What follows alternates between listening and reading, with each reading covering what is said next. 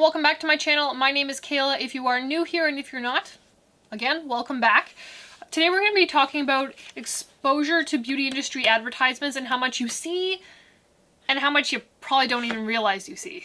So I'm also going to talk about my personal experiences with this. I do have a little bit of a list. I may rant a little bit. I apologize. Probably not going to be a super short video.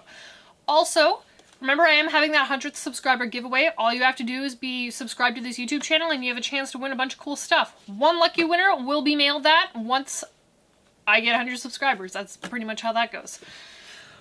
Okay, so I'm a little bit tired. Life is going really, really good, but I'm tired, so bear with me here.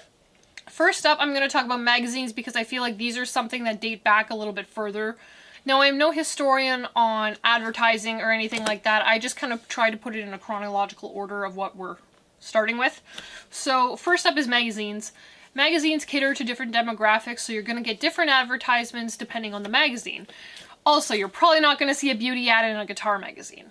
So it really depends on what people's interests are.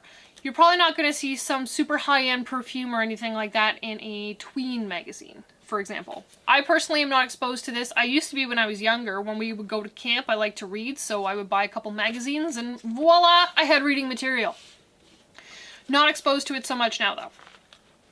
Next up is television. So television is another thing that I personally am not really exposed to. I have Netflix and that's about it. But everybody remembers when you couldn't fast forward through commercials. A lot of people still probably can't fast forward through commercials and you're stuck. So a lot of brands will put money into this, obviously, because it's a great way of getting things out there. And you still have to see part of the ad if you're fast forwarding. I don't think a lot of people register that, but you still see a glimpse of it. And even then, that might just be enough to, oh, maybe I want to buy that. Next up, I have flyers in the mail. Now, this is typically something that you would be subscribed to a mailing list, or, you know, you get catalogs. Where I live, depending on the stores that are in your area, especially grocery stores, but they'll send you things. Same thing with Shoppers Drug Mart if you're Canadian. I'll get a flyer that'll tell me all of the different sales that are going on.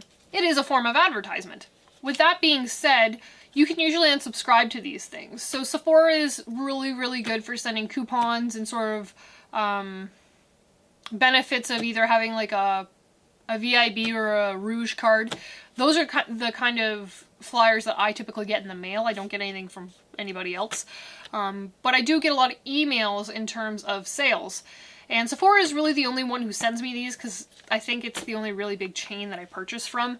But if you watched my one video blaming beauty gurus, brands, and stores for your poor spending habits, you'll know that I talked about how some stores will have, they automatically send you an email if your cart has been left full or has items in it for a certain amount of time. I will link that video down below if you would like to give that a watch.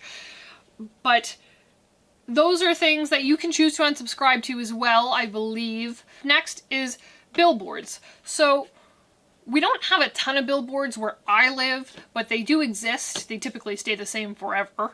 But billboards and ads on screens. So the digital screens are being a little bit more prevalent, especially in the city that I live in.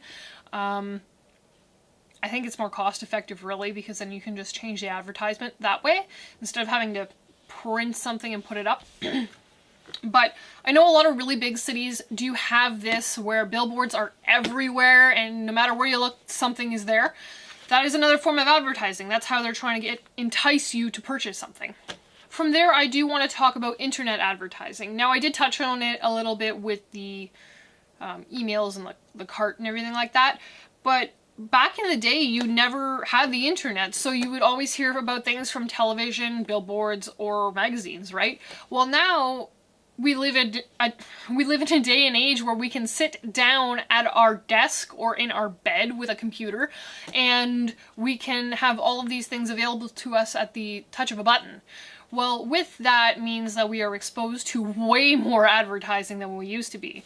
So, leading into that, computers typically save cookies, which they'll save your searches so that they can more accurately give you search results based on what you're interested in. At the same time, those are typically used for ad algorithms. I don't know a ton about it, but I do know that your Google searches and your cookies folder basically will depend on the ads you get, because before I started getting more heavily into makeup and being more interested, I never had beauty ads pop up. For example, next point is social media. I never had makeup pop up in my Facebook advertisement feeds ever, really. And Instagram too, I never used to have that happen.